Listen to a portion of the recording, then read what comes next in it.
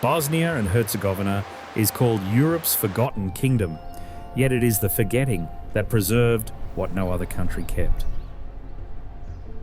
It is one of the few places on the continent where a mosque, a cathedral, an Orthodox church, and a synagogue still stand within the same neighbourhood, not as monuments to the past, but as living houses of faith. You picture a land defined by its war.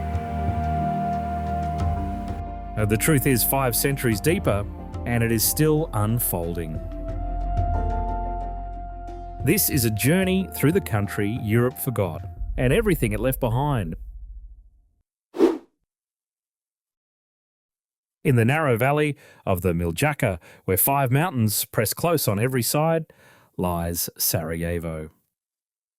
A city built along a ribbon of water and shaped by every empire that passed through.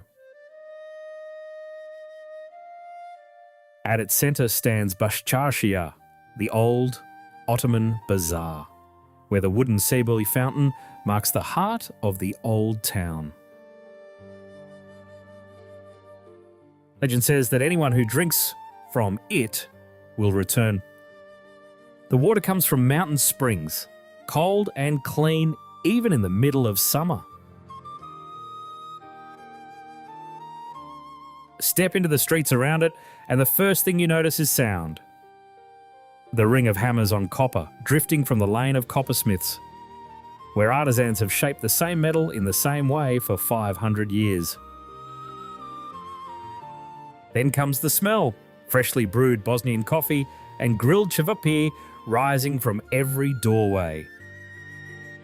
Each trade still keeps its own alley, the guild system of the Ottoman age alive in the layout of the streets. Walk east and you're in the Orient. Walk west past the Sacred Heart Cathedral, and within a few steps you cross an invisible line into the Austro-Hungarian city of neoclassical facades and electric tram lines. One of Europe's earliest electric tram networks, running since 1885. Locals call this threshold the meeting of civilizations, and the meeting is not only architectural. Within a few hundred metres of one another stand the Gazi Husrev Beg Mosque. Built in 1531, one of the largest historical mosques in the country. Beside it, a Catholic cathedral. Across the street, an Orthodox church whose bells share the air with the call to prayer. And a short walk away, a synagogue founded by Sephardic Jews who found refuge here after their expulsion from Spain. It is one of the few places in Europe where 4 faiths still worship on the same streets. Sarajevo has been called the Jerusalem of Europe, and unlike many such titles, this one is earned on foot. Near the mosque, a clock tower resets not by the sun, but by the moon. The only public clock in the world that keeps lunar time. And in the cafes that fill every corner, coffee arrives in a jezva with a sugar cube placed under the tongue, never stirred in. It is not a drink. It is a way of marking time. In Sarajevo, time has always been measured in cups. Yet time in this city has not always been gentle. A few hundred metres from the bazaar, the Miljacka passes beneath a modest stone bridge. The Latin Bridge is one of the oldest Ottoman spans in Sarajevo. Small, quiet, easy to miss. But it was here, in the summer of 1914, that a single act changed the course of the 20th century. The assassination of Archduke Franz Ferdinand and his wife near this bridge sparked the First World War. The spot is marked today by a small museum. Visitors walk past it and find it hard to believe that a stone this ordinary once shattered an entire era. 70 years later, the same city hosted the 1984 Winter Olympics, the first Winter Games ever held in a communist country. And the mountains above Sarajevo became a world stage. 8 years after that, those same mountains became the positions from which the city was besieged. For 1,425 days, from April 1992 to February 1996. Sarajevo endured the longest siege of a capital city in modern history. Nearly 14,000 people were killed, more than 5,000 of them civilians.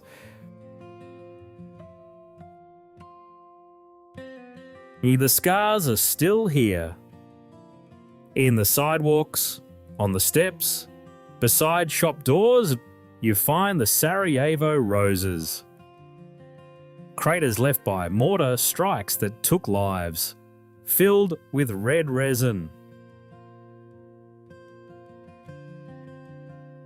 They mark the exact places where citizens fell.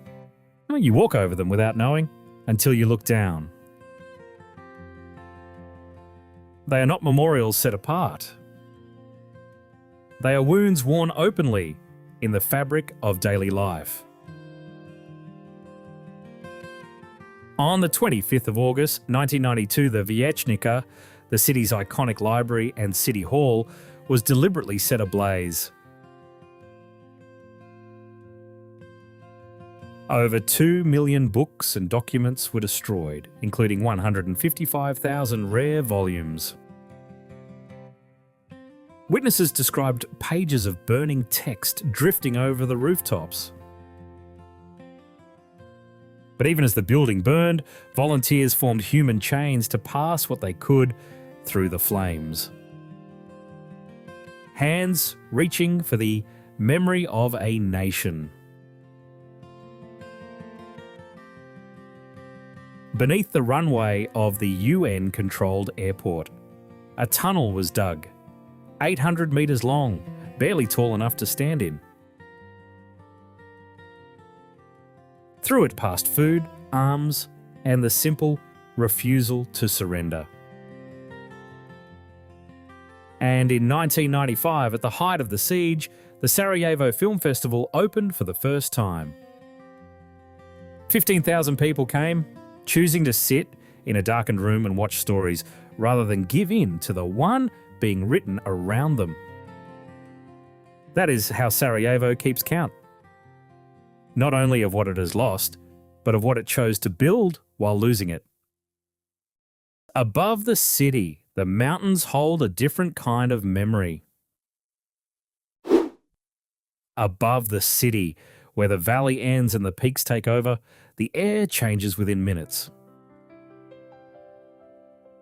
Vijećnica rises to over 2,000 metres, just 25 kilometres from the capital, one of 5 mountains that cradle Sarajevo on every side. In 1984, its slopes hosted the Olympic alpine skiing events. The facilities were damaged in the war, left to the weather and the silence.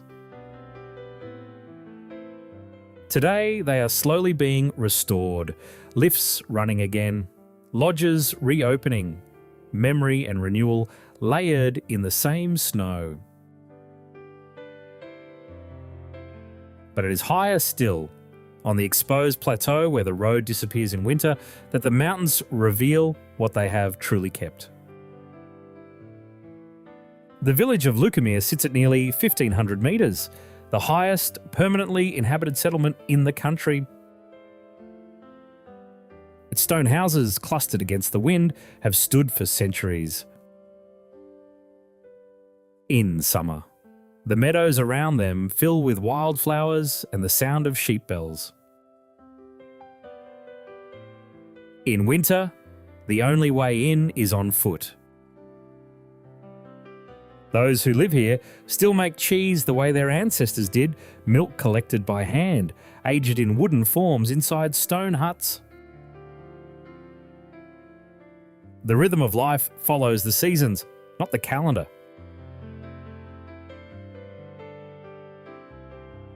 To someone passing through, it may look like the edge of habitation.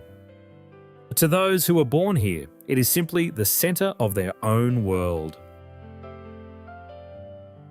On the neighbouring peak of Trebević, the 1984 Olympic bobsled track still winds through the forest. Abandoned, split by roots, covered in graffiti, one of the most striking ruins in the Balkans. A cable car rebuilt in 2018 now carries visitors back up to where the track begins. From the top, the entire city stretches below in its narrow valley, a place where the scar and the recovery exist in the same view. Yet below these peaks, a river begins its long run north, the river that gave this entire country its name.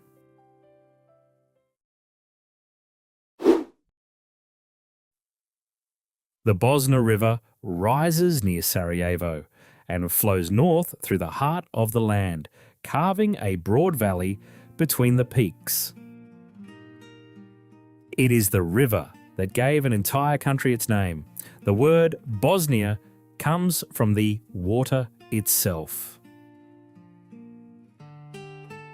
To follow the Bosna is to trace the spine of the nation.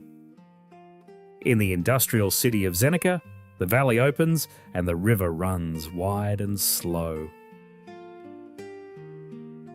For centuries, farming families have worked the terraces along its banks. Plum was apples, potatoes grown in the same rich soil their ancestors first turned. The steelworks that once employed tens of thousands still stands, its smoke mixing with the mist that rises from the water on cold mornings. This is the working heart of central Bosnia, where the land feeds and the river connects. Further north, the valley narrows at Vrandok, where a medieval fortress sits on a bluff surrounded by the Bosna on three sides. A natural moat that no army could easily cross. From its walls, the view stretches up and down the canyon that links Sarajevo to the lowlands beyond. Every empire that wanted to move through this country had to pass this point. And near the town of Visoko, the landscape offers something stranger still. Hills shaped like pyramids rise above the valley, and for nearly 2 decades they have fueled one of archaeology's most contentious debates. A Bosnian American researcher claims they are among the oldest pyramids ever built. Most scientists disagree, but every year, more than 50,000 visitors come to walk the tunnels beneath the hills and decide for themselves. Drawn not by certainty, but by the possibility that the ground beneath their feet holds more than anyone expected.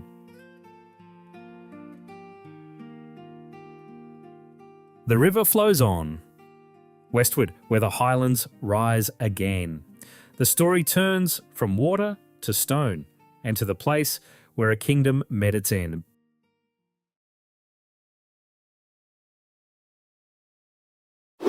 At the confluence of the Pliva and the Vrbas, where two rivers meet in a canyon of green rock, the old town of Jajce steps down a hillside toward one of the most unlikely sights in Europe, a waterfall, 22 metres high, crashing through the centre of the city itself. You can hear it from the medieval streets above. You can feel the mist rising before you see the water. It is one of the only places on the continent where a major cascade falls within the walls of an inhabited town. Above the waterfall, the fortress of Jajce crowns a pyramidal hill. its walls stretching 1,300 metres around the remains of a kingdom that no longer exists. It was here, in 1461, that Stjepan Tomašević is traditionally believed to have been crowned the last king of Bosnia.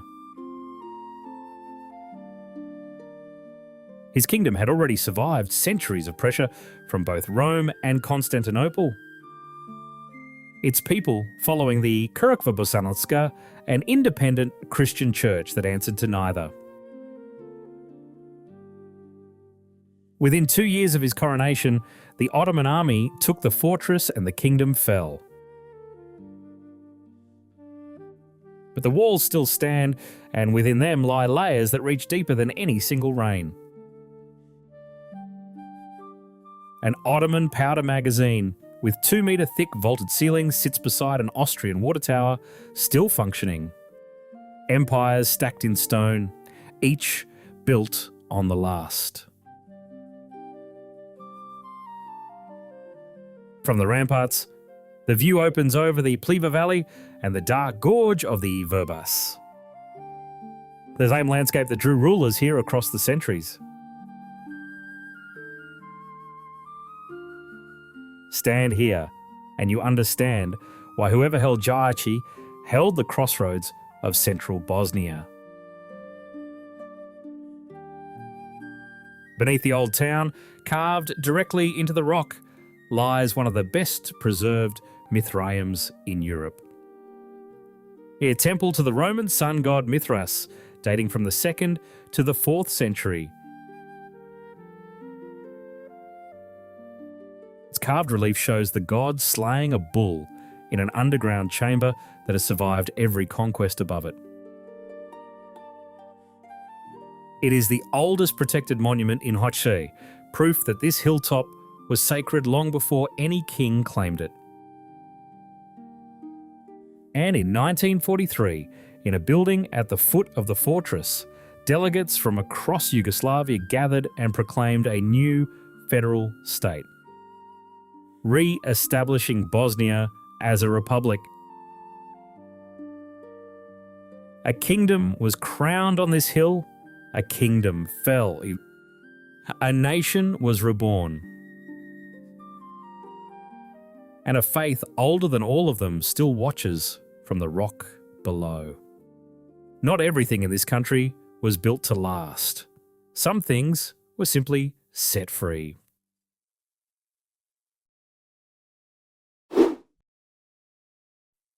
West of the highland valleys, beyond the last paved roads, the landscape opens into something then unnamed.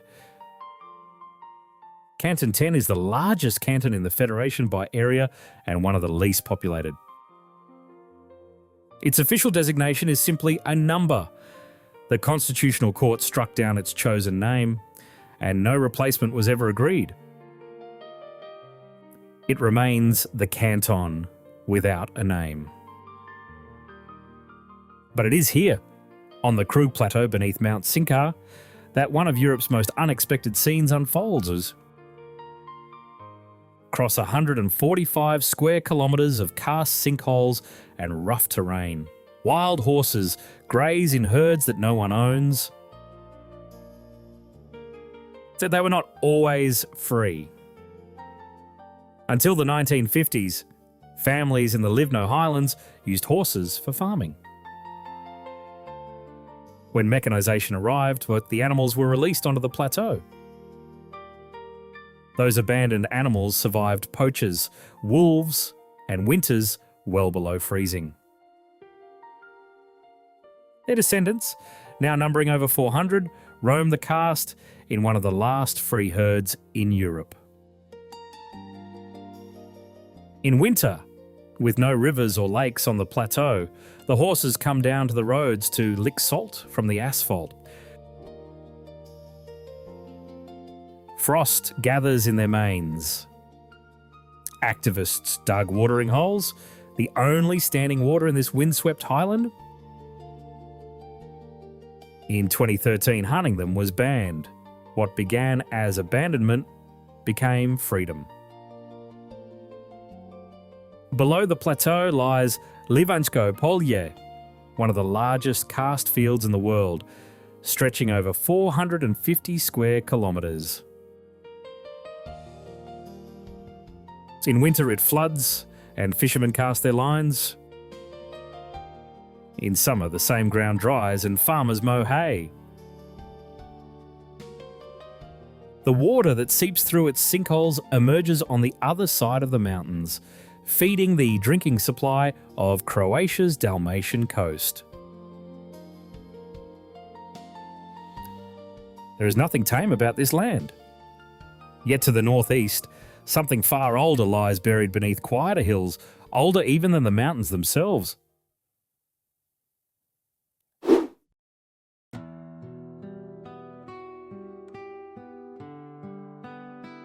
To the northeast, where the mountains soften into rolling hills and the land flattens toward the Great Plains, lies Tuzla, a city built on salt. And the name itself is a record of that mineral. The Romans called this place Salines. The medieval Bosnians named it Soli. The Ottomans renamed it Tuzla from the Turkish for salt. 6,000 years of habitation, all drawn to the same deposit beneath the ground. 20 million years ago, a warm, shallow sea covered this region, the Pannonian Sea, mineral-rich and teeming with life. When it dried, it left behind millions of tons of rock salt buried beneath the hills.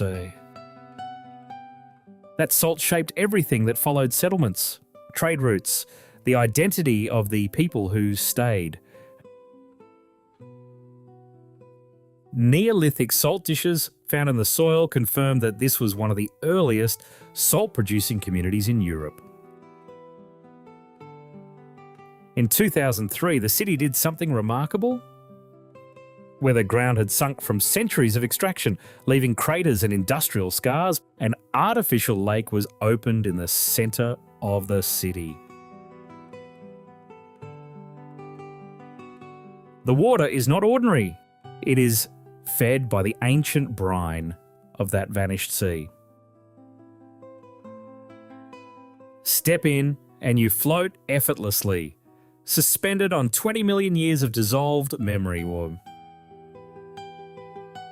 In summer, hundreds of thousands of visitors come to swim in what is, in every sense, a fragment of a lost ocean reborn.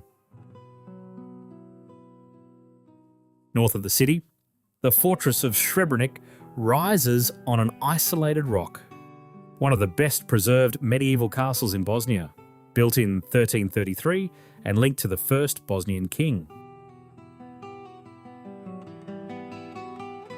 You cross a narrow stone bridge over a chasm to enter.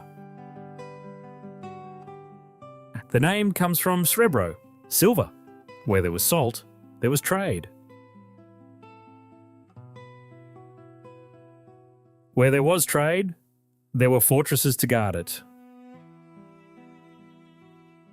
Far to the west, beyond the mountain wall, another element defines the land, not salt or silver, but water in motion.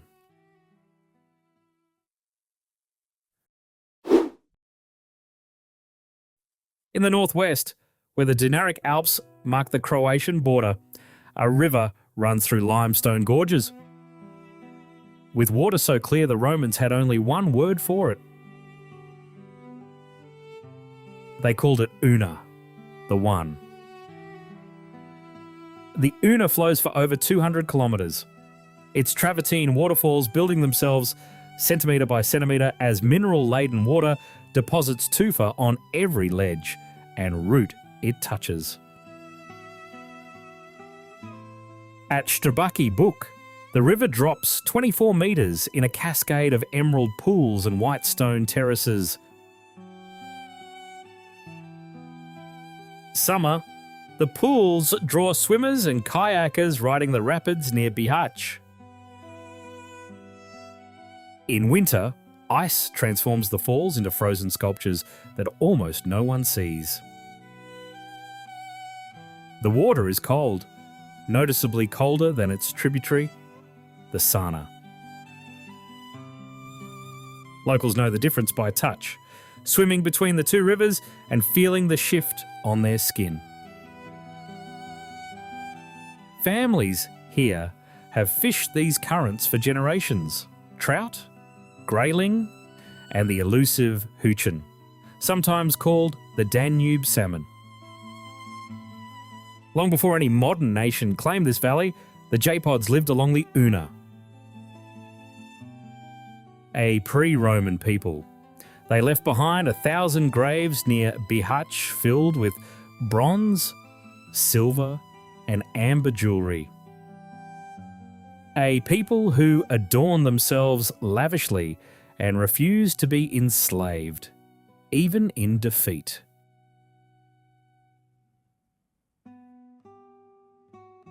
Above the river, on a cliff 200 metres high, stands Ostrajac Castle. First recorded in 1286, held by an Ottoman family for 300 years. Then rebuilt at the turn of the 20th century as a neo-Gothic fairy tale by an Austro-Hungarian nobleman for his wife. In its courtyard, over 150 sculptures carved in local stone stand in the open air. The work of a colony of artists who have gathered here for decades, making art from the same rock that built the fortress walls. From here, the story follows the rivers south, and the greatest of them all cuts through the heart of Herzegovina.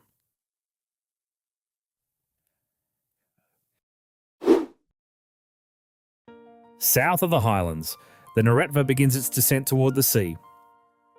The only major river in Bosnia that flows southward toward the Adriatic, cutting through some of the deepest gorges in the Dinaric Alps. It stretches 225 kilometres from its source near Konjic to the coast. Near the headwaters, the canyon narrows until the sun reaches the water only at midday. In summer, the river shifts from deep green to turquoise as snowmelt dilutes the karst minerals dissolved in its current. It is along the lower valley that life softens. Families tend orchards of figs, pomegranates, and tangerines on warm karst terraces, the only part of Bosnia where citrus grows. The wine here has been made since Illyrian times, vines rooted in sun-baked limestone. In the delta, where the river meets the sea, farmers navigate the channels in flat-bottomed wooden boats called laja, harvesting mandarins in a sheltered microclimate that feels like a different country entirely.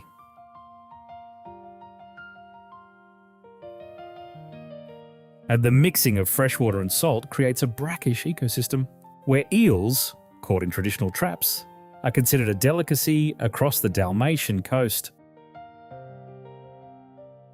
At Blagaj, the Buna River emerges fully formed from a cave at the base of a cliff.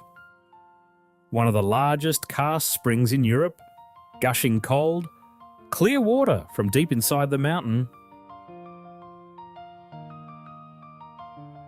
Beside it, a dervish monastery built around 1520 clings to the rock face. Its stone and wood blending with the cliff as though it grew there. For 500 years, contemplatives have practiced their rituals at this spring, the sound of rushing water their only companion. Further south, Pochatel rises from the riverbank in a natural karst amphitheatre. Ottoman mosques and towers climbing the cliff in layers, the citadel crowning the summit. The stone paths to the top have been worn smooth by 5 centuries of feet. And at Krovitica, the Trebujat River drops 25 metres in a wide Tufa cascade into a natural pool more than 100 metres across. In summer, families spread blankets on the rocks and children swim beneath the falls Birdut. In winter, the cascade becomes a thundering curtain of white. All of this belongs to Herzegovina's river country, but the river's most famous crossing still lies ahead.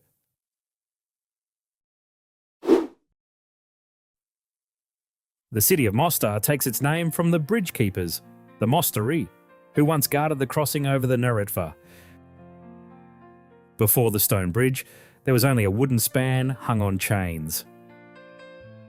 An Ottoman geographer wrote that it swayed so violently that travellers crossed in mortal fear.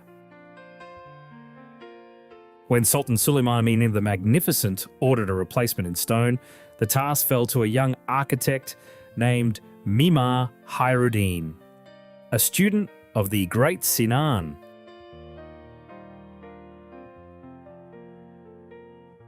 Bridge he built, the Starry Most, was completed in 1566 and recognised immediately as one of the greatest achievements of Ottoman architecture in the Balkans.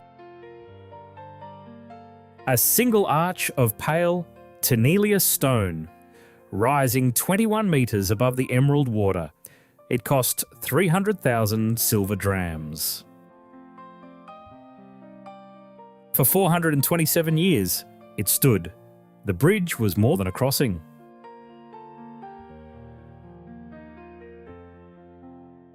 It was the identity of the city. Young men of Mostar have leapt from its summit into the ice-cold Neretva since the bridge was built. The first recorded dive was in 1664, and a formal competition has been held every summer since 1968.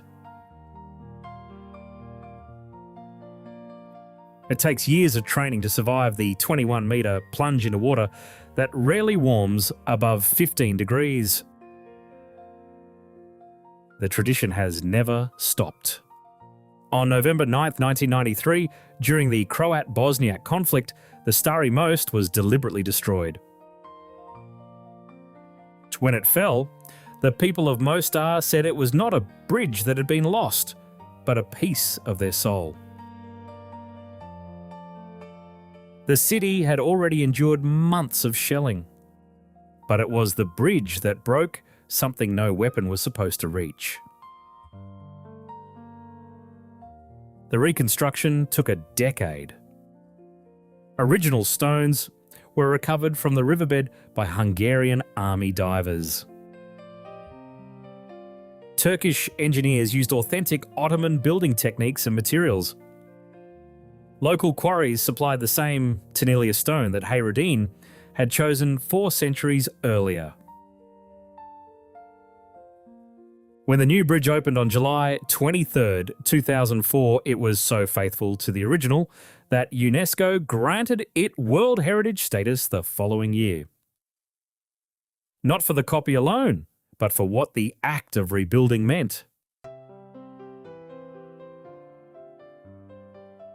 Walk the old town at night, and the illuminated arch shimmers in the dark water below.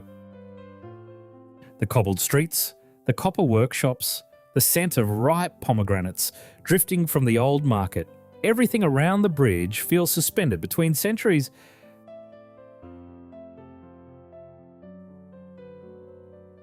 Nearby, the Koski Mehmed Pasha Mosque sits on the east bank, its minaret offering one of the finest views of the bridge and the river. A short walk away, the Kriva Chupria, the Crooked Bridge, built in 1558 as a test before the Starry Most, still stands. Smaller, quieter, a rehearsal for a masterpiece that the city refused to let die. Bosnia and Herzegovina does not ask the world to remember it. But the bridge at Mostar makes forgetting very hard.